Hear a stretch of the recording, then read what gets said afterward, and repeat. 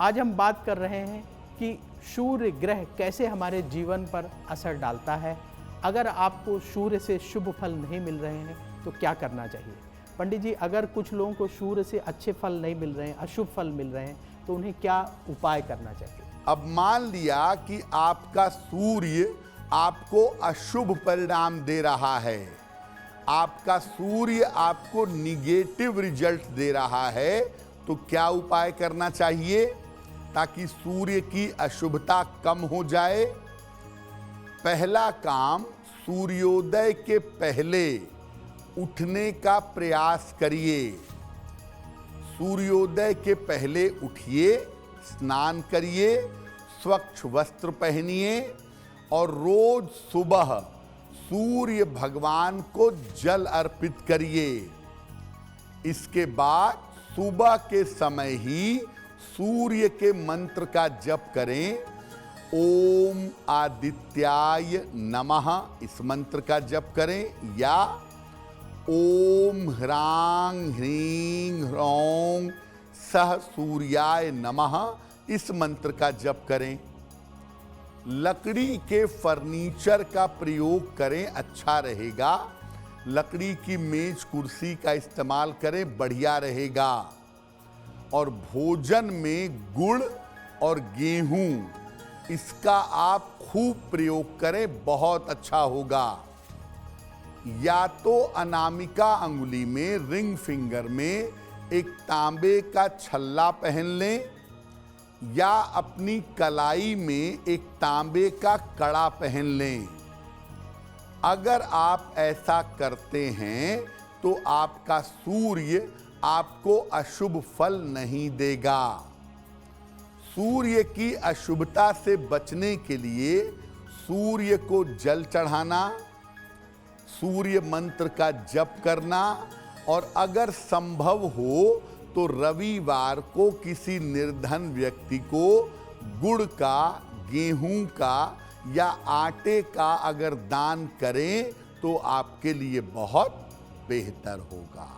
देखिए, सूर्य अगर आपकी कुंडली में अशुभ परिणाम दे रहा है तो आप बहुत सारे उपाय करते होंगे, सूर्य को जल चढ़ाना, मंत्र जप करना, लेकिन सूर्य का संबंध ज्योतिष में होता है पिता के साथ। इसीलिए अपने पिता का विशेष सम्मान अगर आप करें, रोज सुबह उठ करके पिताजी के चरण स्पर्श करें, तो निश्चित रूप से बिना किसी विशेष प्रयास के आपका सूर्य बेहतर होना शुरू हो जाएगा।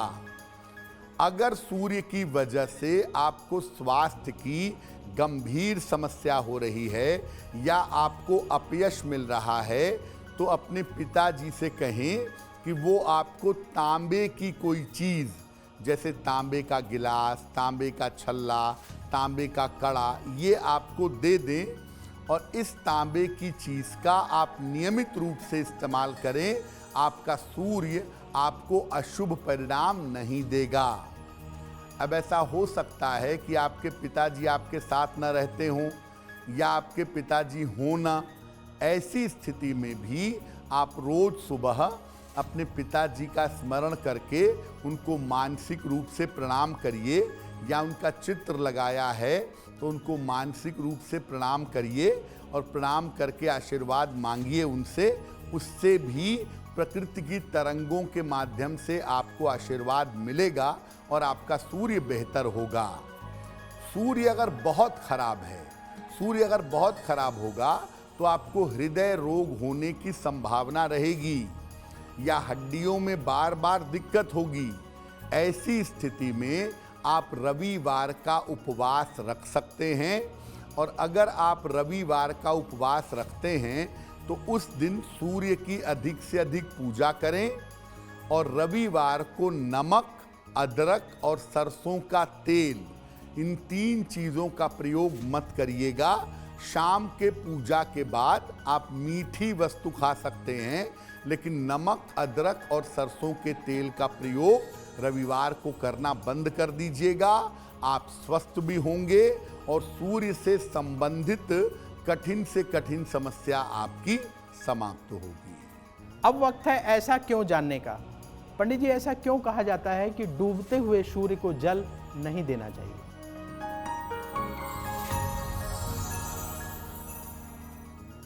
देखिए, लोगों का ऐसा मानना है कि डूबते हुए सूर्य को, अस्ताचलगामी सूर्य को जल नहीं देना चाहिए, इससे आयु कम होती है।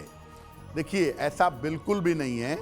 एक बात समझिए कि हिंदू परंपरा में त्रिकाल संध्या की बात की गई है, यानी सुबह उगते हुए सूर्य को, मध्य दोपहर में सूर्य को और सूर्यास्त के समय सूर्य को, तीनों समय जल दिया जाता है और तीनों समय पूजा उपासना की जाती है।